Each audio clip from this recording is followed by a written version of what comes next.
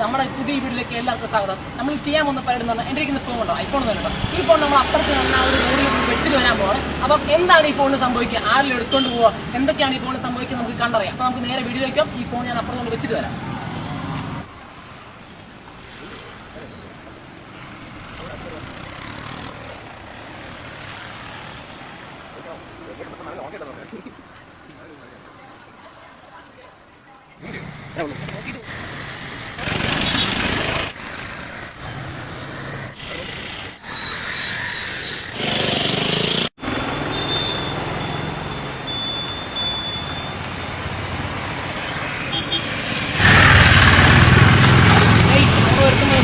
അവൻ എടുത്തില്ല, അവൻ എടുക്കാനാ.